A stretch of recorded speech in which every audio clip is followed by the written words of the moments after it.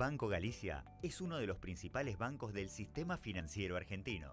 Con más de 300 sucursales en el país, avanzadas plataformas de banca digital y banca móvil, ofrece un amplio rango de servicios financieros para más de 3 millones de clientes. Necesitábamos ser más ágiles para poder mejorar nuestra experiencia de cliente. La verdad que los clientes nos están demandando cada vez más. Nosotros entendimos que teníamos que trabajar de manera diferente, con una tecnología distinta, que a la vez permita que fluya una cultura de empoderamiento y de agilidad. Y nosotros encontramos en Red Hat ese tipo de características y por eso los elegimos como socios. La iniciativa de experiencia digital del Banco Galicia tuvo como objetivo migrar los canales transaccionales y de backend, que estaba en una plataforma legacy, a una plataforma en la nube completamente nativa y omnicanal. Es para ello que el Banco Galicia tomó la decisión de ir con soluciones open source y junto al conocimiento de nuestros técnicos y nuestros arquitectos es que armamos en conjunto la plataforma OpenShift. En esta clase de proyectos el protagonismo de las personas es fundamental. Es decir, un cambio de mentalidad en los talentos de la empresa que modifican su forma de actuar, dejan de trabajar en silos y adoptan un comportamiento mucho más colaborativo. Este fue realmente un desafío de personas, de cultura y eventualmente tecnológico. Un poco lo que nosotros buscábamos es refundar la forma de hacer las cosas en la empresa con una cultura más colaborativa y más ágil, de poder fallar y probar distintas cosas. Y la verdad es que encontramos en la cultura open source de Red Hat un excelente complemento para hacer que estas cosas pasen. Lo que se buscó fue lograr un cambio radical respecto del uso de la tecnología en la optimización de procesos, agilidad, reducción de costos y el impulso de nuevas unidades de negocio. El impacto más significativo lo tuvimos en términos de agilidad. Pasamos de hacer proyectos en años o meses a semanas. Para citar un ejemplo, logramos pasar de ideas a una producción controlada en menos de 12 semanas. Y esto la verdad fue un récord para el banco. La nueva aplicación permite a los colaboradores recomendar la mejor combinación de productos para un cliente en particular, según sus necesidades, en apenas 10 minutos. La automatización te permite eliminar un montón de procesos manuales que implican un mayor consumo de tiempo y de recursos.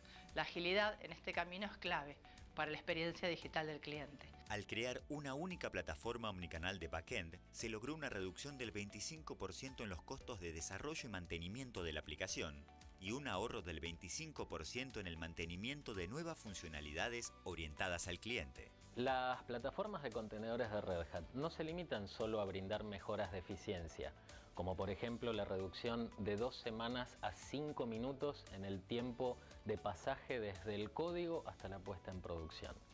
También ofrecen una flexibilidad inigualable en el mercado porque permite mover diferentes cargas de trabajo a diferentes nubes. Esto significó para el banco un aumento del 40% en la disponibilidad de aplicaciones sin costos adicionales. Si bien muchas empresas atan las aplicaciones a proveedores de nubes particulares, nosotros lo que quisimos hacer es tomar una estrategia de flexibilidad.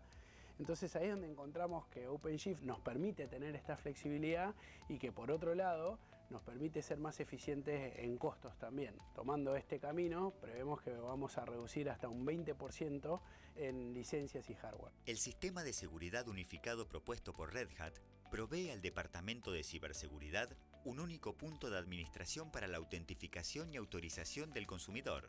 Esto permite al equipo de ciberseguridad reaccionar inmediatamente a episodios de fraude u otros incidentes, al suspender la cuenta o revocar el acceso mientras el incidente es investigado. De este modo, se mejora la seguridad y se reduce el estrés operativo.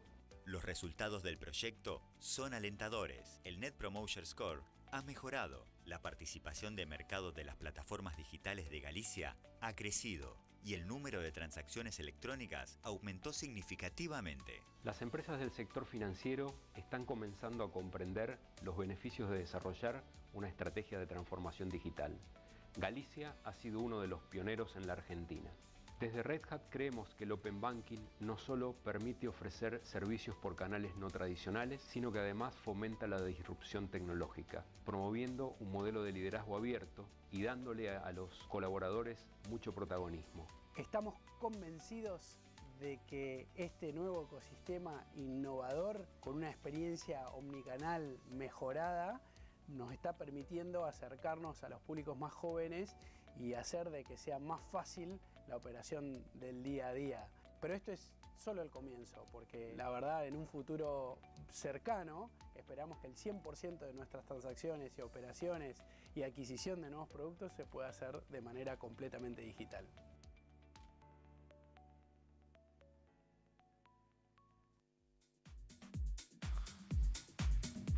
Hola, buenas tardes a todos. Mi nombre es Gonzalo Gómez, soy arquitecto de solución en Banco Galicia y estoy acá con Adri Romero, que como me gusta presentarlo es el mejor arquitecto de Ops de los últimos 50 años, más o menos. Tuvimos uno solo, así que es verdad. Así que bueno, el video resume gran parte de lo que queremos contarles hoy. Vamos a contar nuestro último año y medio de historia en 1 hora y competimos fuertemente con el almuerzo, así que no sé si le pondremos onda, pero vamos a intentar por lo menos ponerle ritmo. Vamos a arrancar con la agenda que tenemos, estos 4 temas importantes. El primero tiene que ver con lo que fue Journeys y transformación digital. Después vamos a ver un poco cómo escalamos esa agilidad hoy mismo al resto del banco. Y después vamos a centrarnos un poco en lo que es la plataforma Unicanal, que es el proyecto más ambicioso que tenemos hoy, al menos en la gerencia de arquitectura. Y después al final Adri les va a contar más de lleno bien todo lo que fue este año y medio desde que arrancamos con OpenShift. Todo el tiempo vamos a estar yendo y viniendo con la cultura, porque la cultura realmente es algo que atraviesa todo proceso de transformación y que tiene que ver con el 90% básicamente de que esto sea un éxito o no, con lo cual todo el tiempo vamos a estar mechando con ese aspecto. Perdón acá por la calidad de la imagen, pero me pareció bastante bueno representar cómo trabajábamos antes, ¿no? en Galicia, antes de empezar con esta transformación. Un poco era esto, proyecto en cascada de 2 años, donde se planificaba las etapas de análisis y diseño, construcción, que tampoco se cumplían a rajatabla, donde tenías 2 años construyendo un proyecto que el cliente todavía no había visto, donde había muchas reuniones en distintas áreas, no había trabajo colaborativo, todo retrasaba todo, mucha burocracia, y después cuando llegabas a producción te terminaba explotando todo en la cara y realmente el cliente encima no había visto nada. Con lo cual, el cliente en esos 2 años había cambiado, el contexto había cambiado y realmente lo que se había ideado al principio ya por ahí no servía. Y terminamos más o menos en esta imagen bastante conocida, ¿no? Que el cliente no sabía lo que quería. En realidad nosotros no sabíamos lo que quería el cliente porque no lo escuchábamos. Entonces, un poco en enero de 2018 el banco decidió encarar en serio esta transformación que viene desde comité ejecutivo hacia el último desarrollador backend. Para tratar de cambiar un poco esto y quizás también para no quedarnos afuera de mercado, ¿no? Entonces, en enero me acuerdo que nos juntaron en una sala los que habíamos elegido para este proceso y nos dijeron que teníamos la responsabilidad de cambiar la forma en que el banco iba a trabajar de acá al futuro. Vino el presidente y nos dijo, van a poder innovar, no van a tener que pedir permiso a nadie y van a poder materializar las ideas que les ocurran para el destino que nos habían elegido. Bien, buenísimo. Sin presiones. Tal cual. Entonces, arrancamos con lo que es optimización de viajes, que fue el primer equipo que se armó para esto, y teníamos que transformar una experiencia completa de lo que era el proceso de vinculación de un cliente con el banco, que era como el referral case que querían usar porque era el que más impacto tenía. Ahora, ¿qué es un viaje para nosotros? Es un journey, como le llamamos también internamente. Un viaje habla de un conjunto de interacciones relevante para el cliente con un fin y un inicio bien claros, digamos, ¿no? En nuestro caso fue un cliente quiere vincularse al banco para abrir una cuenta o tener una tarjeta de crédito y el viaje arrancaba desde que el cliente se interesaba en una oferta en un canal digital o presencial hasta su primer uso de la tarjeta virtual. Básicamente lo que hicimos en 12 semanas, con un poco lo que contaba el video y lo que contaba Santi antes, es un primer MVP donde transformamos un proceso que era demasiado engorroso, donde el cliente tenía que ir a la sucursal, llenar muchos formularios, tardaba media hora en todo ese proceso, esperaba 20 días hasta recibir el plástico, teníamos muchos papeles, mucho gasto en papel y básicamente, para resumir un poco las funcionalidades, incorporamos que a través del DNI y sexo una consulta FIP pueda precargar todos los datos y asegurar la calidad, incorporamos biometría para lo que es validación de identidad, tuvimos la posibilidad de sacar la firma de papel por reemplazarla por firma digital y con eso pasamos de un proceso de media hora a solamente 5 minutos. Que acá lo voy a mezclar un poco también con la cultura, ¿no? Porque cuando empezamos a escalar esto en su momento, la gente de sucursales decía, che, ¿y ahora qué vamos a hacer con el tiempo que nos sobra? ¿Vamos a perder el trabajo? Nos llevaba media hora, nos lleva 4 minutos, nos va a sobrar la mitad del día. Entonces, bueno, también hay un proceso de gestión del cambio muy importante que es necesario para acompañar estos MVP que vienen a digitalizar estos procesos, digamos, ¿no? Entonces, un poco ahora cómo lo hicimos o cómo llegamos a ese MVP. Armamos estos equipos multidisciplinarios donde había un Product Owner y una lista de Product Owner bien de negocio, diseñador UX UI, que era un rol que no existía en el banco en ese momento. Lo acompañamos por un Scrum Master, que era el que nos facilitaba todas las ceremonias y nos ayudaba a incorporar Scrum en cada uno de estos equipos. 2 desarrolladores backend, 2 frontend. Empezamos a automatizar pruebas, cosa que se hacía muy poco y por lugares separados en ese momento en el banco. Y el rol clave del DevOps, ¿no? Que venía a unir tecnología con desarrollo, básicamente. Y lo teníamos en la mesa, con lo cual ganábamos ya de entrada mucha velocidad. En algunos casos, o en el primer caso, usamos el proceso de Design Thinking, que lo que buscaba era relevar con el cliente realmente qué necesitaba. O sea, comparado con el otro modelo, empezamos a mirar al cliente siempre en el centro y empezar a construir a partir de lo que el cliente nos decía y no por decisiones por ahí estomacales de algún usuario o de negocio, digamos.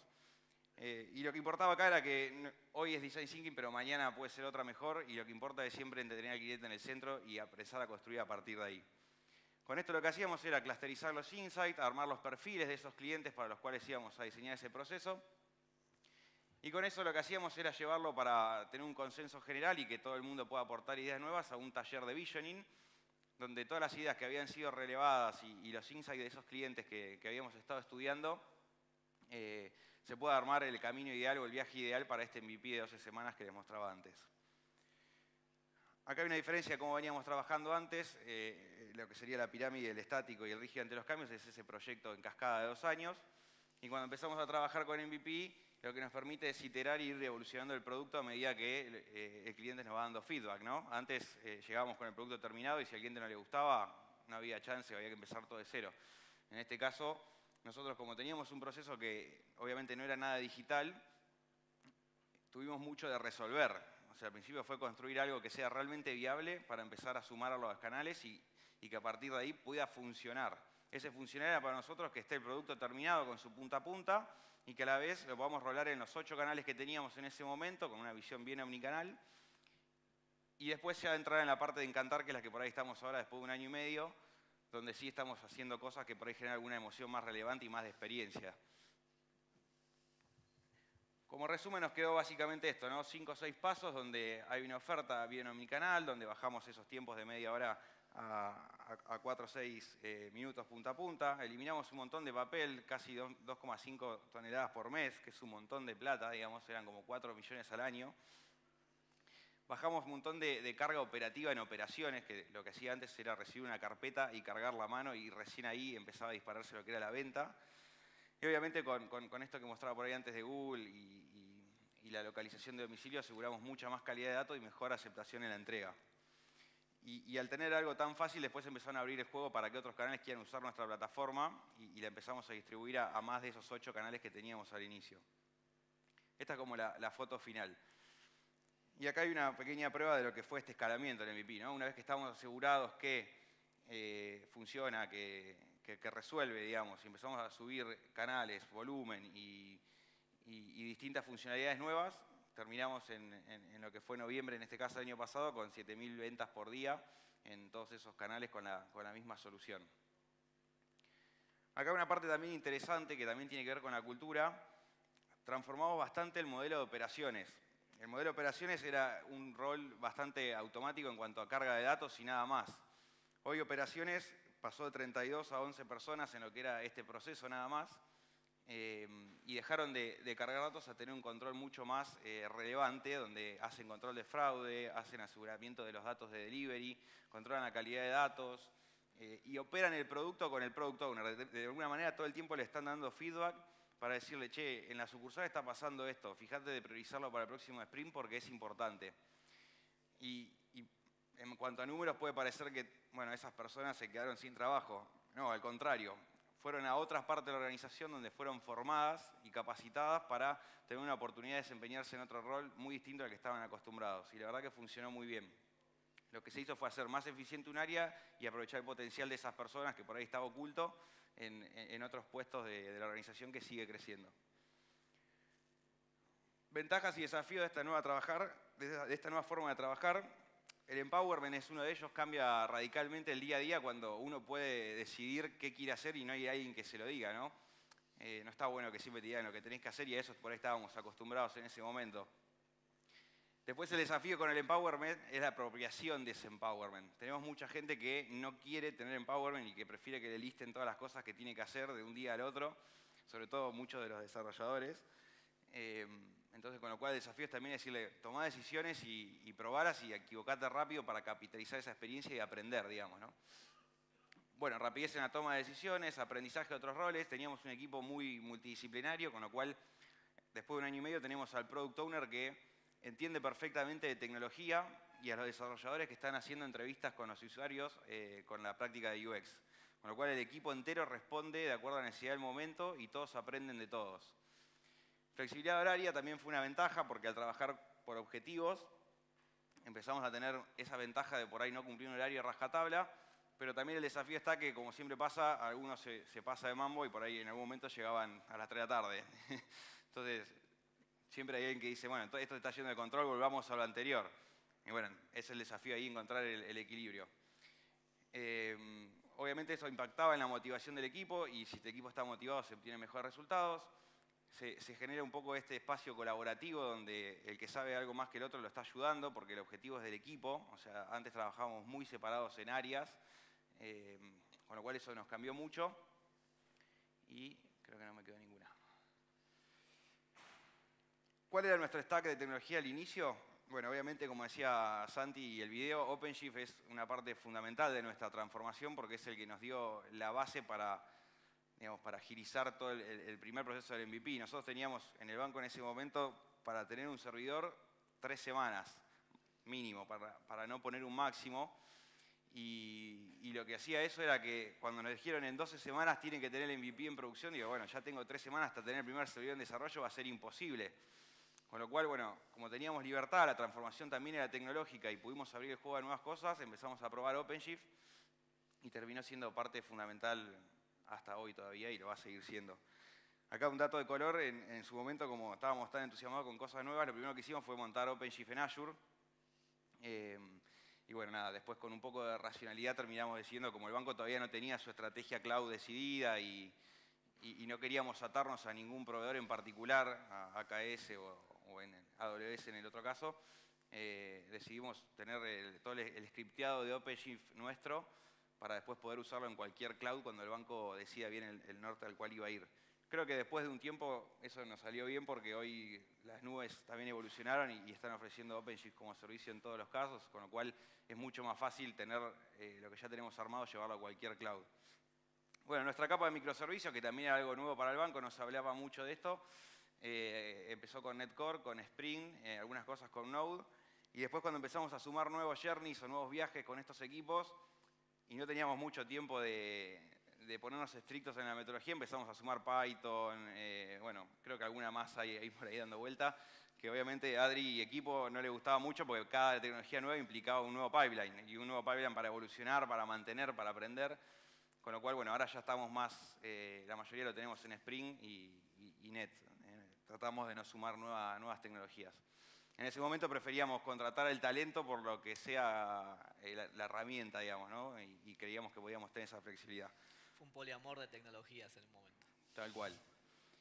Y después lo que era la parte de frontend de estos pequeños viajes era mayormente en React con su BFF en Node.js. ¿Qué es lo que más valoramos en todo este tiempo?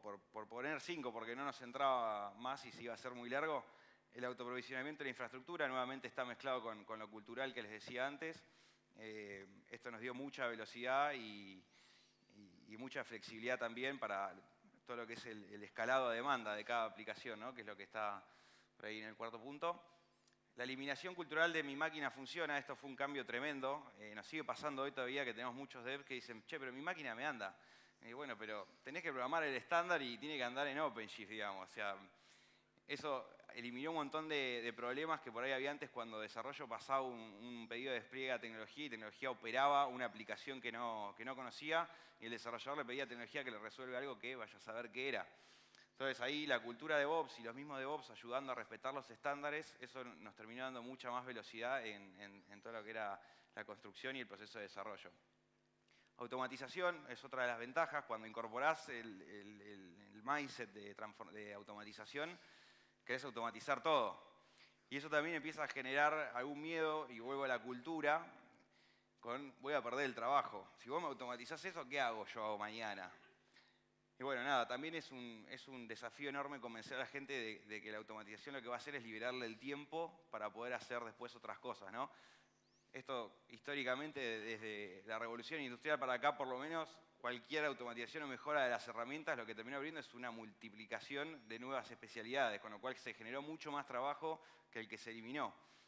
Entonces, poder tener ese mindset de automatización y de reinventarse y poder probar cosas nuevas o aprender cosas nuevas, también a las personas las motiva para seguir creciendo y nunca dejar de aprender, digamos, ¿no? Y bueno, otra cosa también clave que al menos a mí me gusta mucho es lo que es Blue Green o A/B testing de cada versión nueva de microservicio, que también es un tema muy cultural. Todo el tiempo le estamos diciendo a los equipos de desarrollo, digo, chicos, tenemos la posibilidad de hacer un Blue Green, empezar a desparramar tráfico de a poco y subiendo el tráfico por cada funcionalidad, bajando el impacto de incidentes en producción, y no lo usan. Está todo listo y no lo usan. De repente te encontrás con que explotó algo y decís, che, pero ¿no lo hiciste por Blue Green? No, bueno.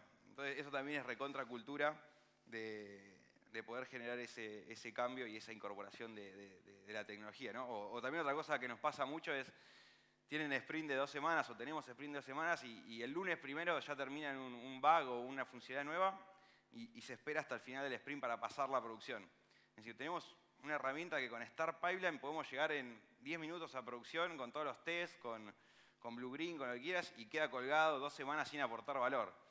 Entonces, también eso es un tema donde tratamos de estar encima para generar ese cambio y sobre todo los nuevos que por ahí se suman. Agilidad a escala. Acá también nos toca, dentro de estos pilares de transformación, en la parte de metodología y cultura y talento. ¿Qué pasaba? Empezamos a tener estos equipos desparramados por todos lados y necesitábamos darle de alguna manera un marco orgánico para poder escalar para que no sea un descontrol, ¿no? Porque si no, cada uno iba a decidir cómo era la agilidad para ese equipo o cómo desarrollar aplicaciones en OpenShift para ese equipo. Entonces teníamos este mundo donde teníamos los equipos ágiles, que en ese momento a fin de año eran 5 o 6 por lo que era viaje de cliente, había algunos de squad de analytics o de datos. Y teníamos operaciones ya dando feedback y alimentando el backlog del product owner y a los canales recibiendo MVPs con nuevos productos, ¿no? Y donde era clave que culturalmente también tengan ese mindset de beta continuo y que se sientan protagonistas de alguna manera de esta construcción, porque de alguna manera con el feedback de ellos, de lo que les íbamos lanzando a la red, teníamos que seguir mejorando el producto en las células ágiles. Entonces en algún momento teníamos esto que era, digamos, un lío bárbaro, porque ya cualquiera hacía cualquier cosa, todo el mundo se decía que era product owner sin saber qué era. Teníamos como muchas de estas células o burbujas por todos lados esparramadas de forma inorgánica. Entonces ahí es donde tomamos la decisión de armar un equipo que le llamamos el COE, que era el Centro de Excelencia de Agilidad, para escalar esto de manera orgánica al resto del banco, ¿no? Entonces la idea era un poco formar a estos Scrum Master, que por ahí no teníamos tantos, a los UX, bajar un alineamiento de prácticas comunes entre todos, cómo íbamos a deployar en OpenShift, cómo íbamos a llegar a producción, cuál iba a ser nuestro modelo de despliegue. Bueno, como un montón de cosas que entraron dentro de este marco de agilidad a escala, para después empezar a esos equipos que veníamos multiplicando, meterlos en lo que llamamos tribus.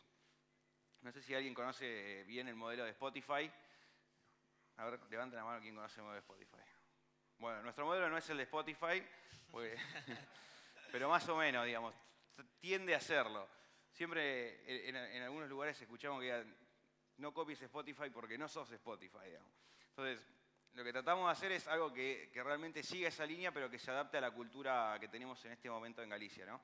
Entonces, lo que empezamos a hacer es definir 2 tribus para también, en modo de MVP, aprender de lo que vaya pasando en ellas. Rompimos, de alguna manera, bruscamente, producto, segmento en un día y armamos todo lo que era un canal digital en lo que era una tribu de producto. Y dejamos de hablar de canales en el banco a partir de esto, ¿no? Empezamos a hablar de productos. O sea, hay un squad de cuentas que mira cuentas en todos los canales. Antes teníamos el área de sucursales que miraba cuentas, el área de online banking que miraba cuentas. Eso fue un cambio bastante grande que mueve también, que moviliza culturalmente. Hoy tenemos dos, una de Daily Banking y otra de cobros y pagos. Y estamos aprendiendo para después seguir escalando el mismo modelo al resto del banco. Y abajo tenemos lo que llamamos centro de expertise o chapter, que ahí tenemos ciberseguridad, las prácticas de diseño, lo que es sistema de Galicia UI, que tiene que ver con todo lo que es componentes visuales, que lo que hacen es tener también una mirada cross y de coherencia en lo que es toda la organización. Y la que está ahí en el medio, que es la que voy a hablar en el próximo paso, tiene que ver con las tribus que le llamamos habilitadoras, porque llega un momento que lo que son las tribus de producto se quedan ya sin cosas para hacer si no acompañan las capacidades de atrás, digamos, ¿no? Todo lo que es nuestro backend. Hoy tienen aplicaciones heredadas, donde el primer día armamos estas tribus, pero llega un momento que cuando quieran hacer cosas nuevas o escalar o modificar lo que existe, van a necesitar de que las tribus habilitadoras o los backend de canales evolucionen más rápido. Y ese es nuestro proyecto de plataforma omnicanal. No me estaría pasando. Perdón. Perdón, mala mía.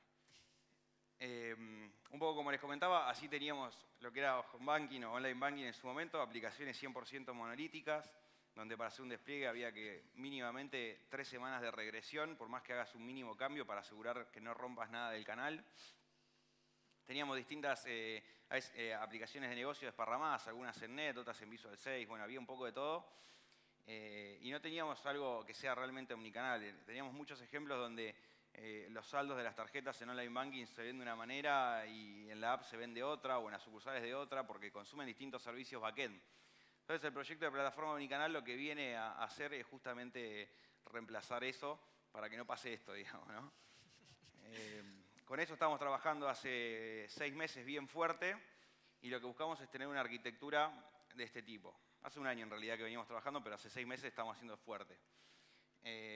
Estas tribus están en sus squads teniendo todas esas SPA en React, con lo cual desarmamos el monolito de online banking para tenerlos orientados a producto. Las SPA son las Single Page Application, que digamos, están independientes de cada célula. Estamos armando la capa de APIs, ya hoy tenemos 250 microservicios solamente de lo que es el back de canales. Después en OpenShift hay muchos más en el resto del banco. Estamos tratando de dejar full production Triescale. Y después estamos usando mucho lo que es Fuse para la conexión con los legacy. Tenemos muchos legacy distintos y ahí Fuse lo que nos viene a hacer es ese mapper bastante fácil para el día de mañana cuando esos cores empiecen a migrar a tecnología nueva, que la API de negocio no tenga impacto y que solamente cambiemos el backend. Obviamente todo esto corre sobre OpenShift. Alrededor de todo esto hay un mundo entero de lo que es CICD que Adri les va a contar. Así que bueno, hasta ahí llegó mi parte. Lo dejo a Adri con la suya. Gracias. Yo soy Adri Acecas, como me presentó Roberto, digo Santiago, que está por ahí. Y bueno, todo lo que nos contó Gonza está realmente orientado a esta nueva metodología de trabajo, ágil, muy dinámica, y cómo eso impactó dentro del área de sistemas. Realmente cuando empezamos a trabajar con las células y empezamos a recibir todos estos requerimientos, nos dimos cuenta que para poder estar a la altura de la agilidad de estas células, teníamos que hacer un cambio no solamente metodológico, sino también de herramientas. Para que se den una idea, una célula desarrolla muchas veces entre 5 o 10 microservicios por día, los cuales tienen que estar deployados en distintos ambientes, incluyendo producción. Y cuando las células llegaban con estos requerimientos al área de sistemas, se chocaban un poco con la realidad de la metodología que utilizábamos en ese momento. Y realmente nos veían un poco así, lo que contaba Gonza, de que ya de por sí teníamos un procedimiento que tardaba semanas para dar un poco de provisioning de un servidor, de una plataforma base, como sería un application server o un web server, y esto llevaba a que la célula ya de por sí se atrasara en su agilidad. Las células, como saben, manejan este concepto de MVP, de Minimum Viable Product, y cuando venían a plantearnos los requerimientos que necesitaban para poder llegar a esos MVP, también nos planteaban el concepto de MVB, casi como chiste, diciéndonos un Minimum Viable Bureaucracy. Porque realmente los procedimientos que teníamos para todo lo que era la provisioning de los ambientes era muy largo. y muchas veces burocráticos. Y estos son algunos de los desafíos más grandes que teníamos, ¿no? Los tiempos de aprovisionamiento de infraestructura muy complejos, involucrando distintos silos, desde el silo de servidores hasta el silo de networking, de plataforma, y eso realmente alargaba mucho los tiempos. Después todo un número muy grande de estos short-lived environments, que son estos ambientes de muy corta vida, que era muy difícil también determinar cuándo se dejaban de usar o no para poder reciclar esos recursos. Bueno, todo lo que era la orquestación de despliegue se manejaba a través de un grupo de implementaciones, el cual terminaba siendo un cuello de botella importante, causando muchas veces downtime en los despliegues, porque el equipo de implementaciones realmente no sabía exactamente cómo hacer la automatización de un despliegue en producción, no sabía cuáles eran las características específicas de lo que se iba a deployar en un ambiente. Bueno, todo lo que era configuración de ambientes fragmentados, cómo asegurar la igualdad de todos los ambientes y todos los servidores y todos los componentes que uno tiene en un ecosistema.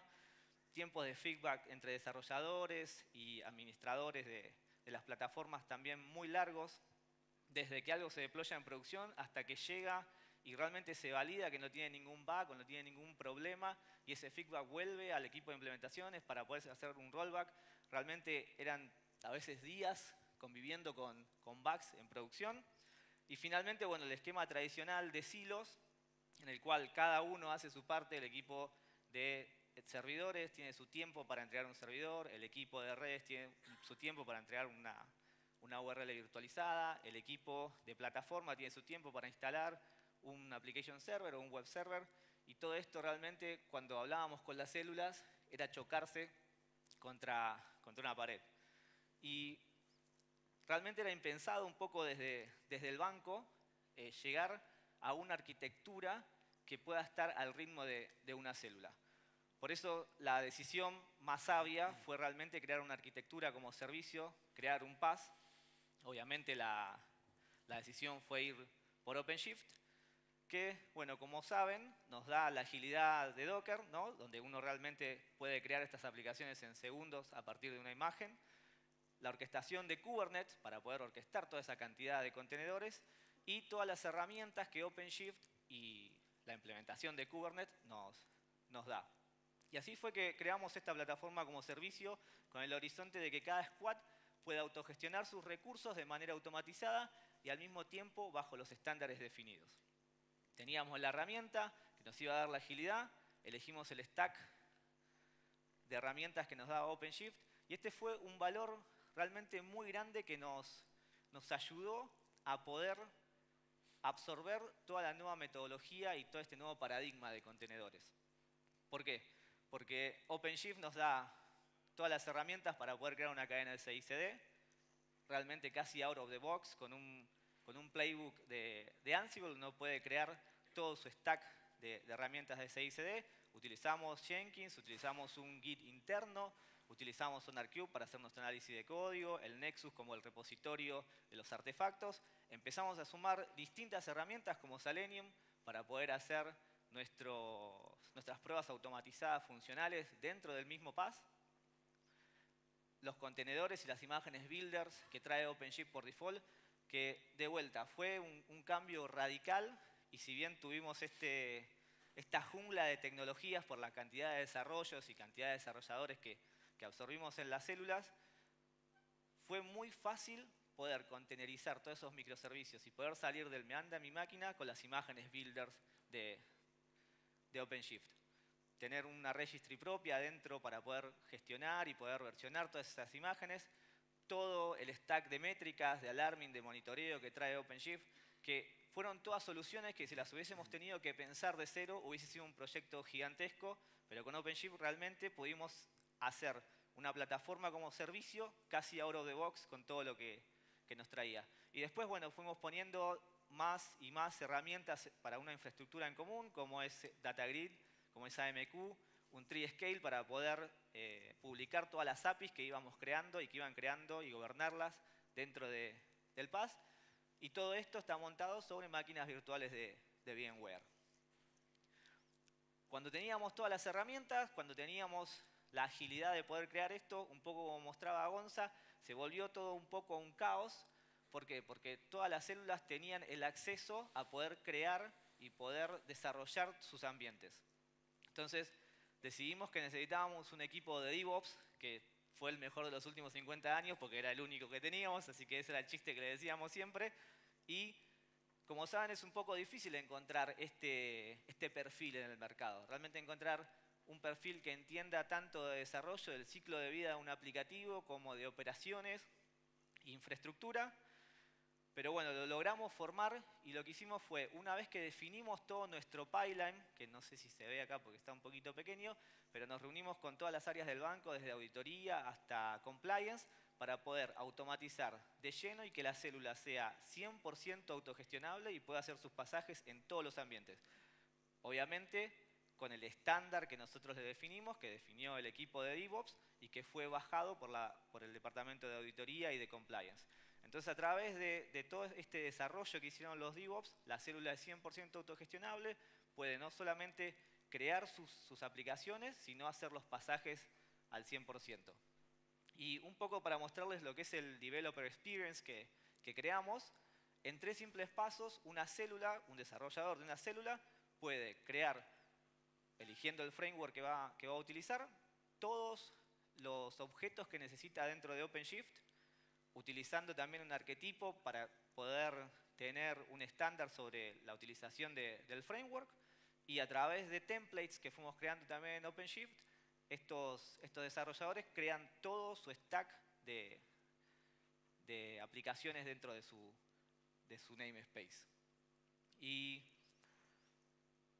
para mostrarles un poco la arquitectura actual y cuántos son la cantidad de proyectos y de células que tenemos. Actualmente, bueno, como decía Gonza, se empezó con un grupo de 5 células, pero hoy día hay 32 en producción, lo cual nos empezó a agrandar obviamente todos los recursos. Tenemos 5 clústeres de laboratorio, de desarrollo e integración, producción y una producción en DMZ. Tenemos 23 nodos por cada uno de esos clústeres, los cuales tienen 8 cores y 32 GB de RAM. Mostrarles acá un poquito lo que es un screenshot de uno de los clústeres. Este es el clúster de desarrollo que saqué el screenshot esta semana. Cuenta con 868 pods, tiene 180 cores en total y 640 GB de RAM. Hay que multiplicar esto por 5 por los 5 clústeres que tenemos. Lo que nos llevó a tener un monstruo bastante grande y cómo soportábamos toda la carga y cómo velábamos de que todos estos pods realmente estén available para todas las células y cumplan con todos los estándares. Tuvimos que crear un equipo que realmente vele por la escalabilidad y el reliability del clúster, que es el equipo de SRE, ya que los DevOps veían el ciclo de vida completo aplicativo, pero no podían ver la infraestructura. Y este equipo lo creamos pensando en la automatización de la infraestructura como código, para poder escalar el clúster de manera automatizada, tener observabilidad del clúster. Empezamos a jugar con Chaos Engineering, romper un nodo, ver cómo nos recuperábamos, ver hacia dónde migrábamos esos pods, y inmutabilidad y resiliencia también automatizada para que el clúster siempre permanezca de la misma manera. Bueno, esto es un poco de lo que hablaba Gonza, esta nueva cultura de trabajo, cómo estos 3 equipos empezaron a obtener feedback entre sí, cómo las células pasaban requerimientos a los DevOps requerimientos a infraestructura, y eso realmente fue formando una cultura de trabajo donde todos estamos interconectados y todos sabemos hacia dónde vamos y en una misma página. Hasta acá, si lo vemos, realmente parece una historia muy, muy sencilla. Creamos grupos, creamos infraestructura, salió todo bien y realmente no fue 100% así. Tuvimos un montón de lecciones aprendidas, creo que se dice ahora, cuando meté la pata hasta el fondo.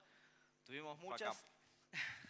Les quería contar un poquito algunas, porque realmente fue un aprendizaje muy grande. Tuvimos mucho acompañamiento de Red Hat, pero realmente fue aprender mucho, esto que contaba un poco Gonza también, de abrirnos a muchas tecnologías y tener diferentes tipos de integraciones, y contarles 3 que fueron pains muy grandes que tuvimos. El primero fue un sizing de networking que no fue apropiado.